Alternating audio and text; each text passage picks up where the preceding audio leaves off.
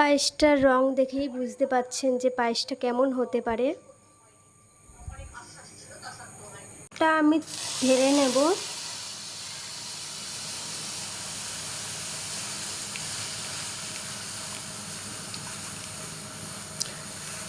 আমি 1 লিটারের দুধ নিয়েছি, আপনারা যতটা বানাবেন ততটা দুধ নেবেন।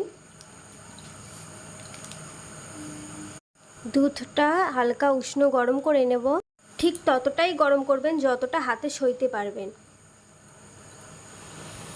আমি যেহেতু 1 লিটার দুধ নিয়েছি তার জন্য 150 গ্রাম মতো গুঁড়ো দুধ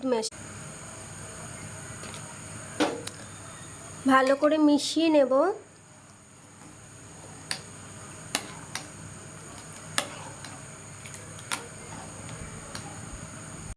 এবার তেজপাতা দিয়ে দেব।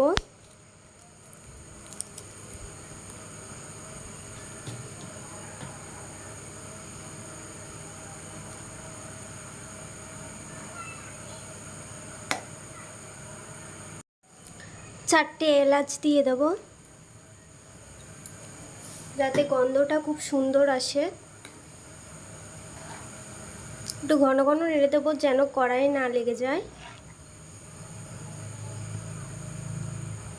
দুধটা যখন জাল দেবেন তখন একটু কম আঁচ দিয়ে বেশি আঁচ দিয়ে করবেন যেন উতরিয়ে না পড়ে যায়।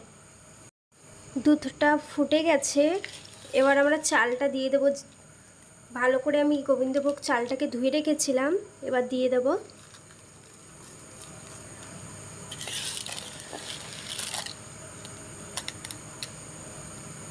আর যারা আমাকে প্রথম থেকে সাপোর্ট করে আসছো তাদের অনেক অনেক ধন্যবাদ, আর যারা নতুন জয়েন্ট করেছিল তাদেরও অনেক অনেক ধন্যবাদ।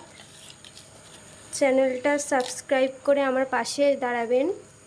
আর যারা তো আগের থেকেই পাশে দাঁড়িয়ে আছে তাদের তো কোনো কিছু বলারই নেই। তোমরা সবাই ভালো থেকো।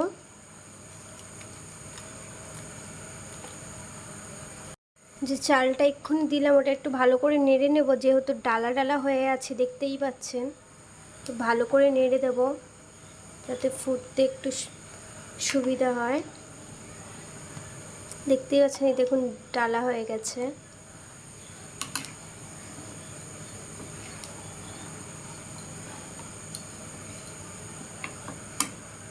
সামান্য পরিমাণে লবণ দেবেন যাতে তাড়াতাড়ি সিদ্ধ হয়ে যায়। চালটা ফুটে গেছে, মাঝে মাঝে নেড়ে নেব যেন কড়াইয়ে না লেগে যায়। বেশি ঘাটবেন না, বেশি ঘাটলে আবার সেদ্ধ হবে না।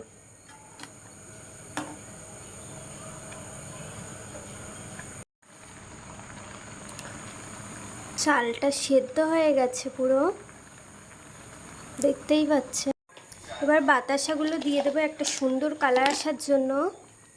কিছুক্ষণ পরেই দেখতে পারবেন যে কত সুন্দর কালার এসছে।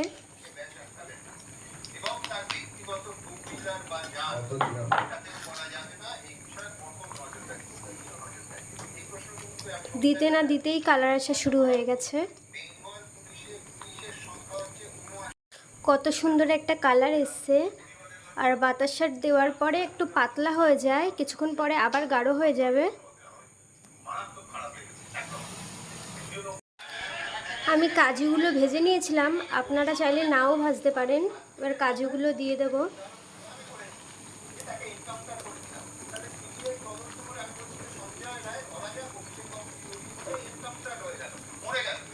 আমরা যেহেতু কিশমিশ খাই না তার জন্য কিশমিশটা দিলাম না, আপনারা চাইলে দিতে পারেন। পায়েসটা আমাদের রেডি হয়ে গেছে।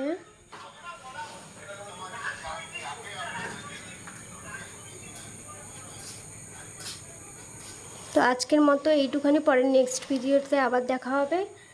ভিডিওটা ভালো লাগলে লাইক কমেন্ট শেয়ার করে যাবেন।